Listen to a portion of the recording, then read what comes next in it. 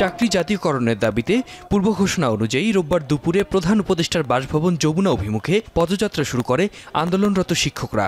শুরুতেই বাধার মুখে পড়ে সড়কে বসে বিক্ষোভ করতে থাকেন তারা।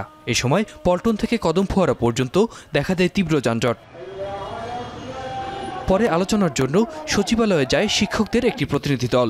সাক্ষাৎ শেষে সচিবালয় থেকে ফিরে প্রতিনিধিরা জানান, সোমবার সকালের মধ্যে এমপিওভুক্তির ফাইল স্বাক্ষরের আশ্বাস দিয়েছে কর্তৃপক্ষ। এই আশ্বাসে লং মার্চ কর্মসূচি স্থগিত করা হয়েছে।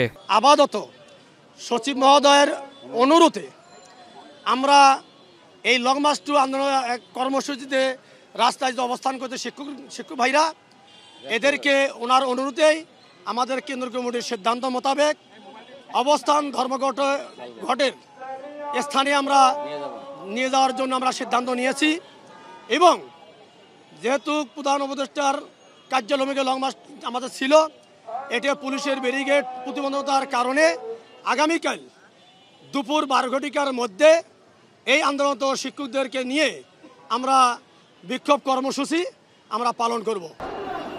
তবে শিক্ষা উপদেষ্টা দেশে ফেরা পর্যন্ত অবস্থান কর্মসূচি চালানোর ঘোষণা দেন আন্দোলনকারীরা। আতিক মেজবাহ, এখন ঢাকা।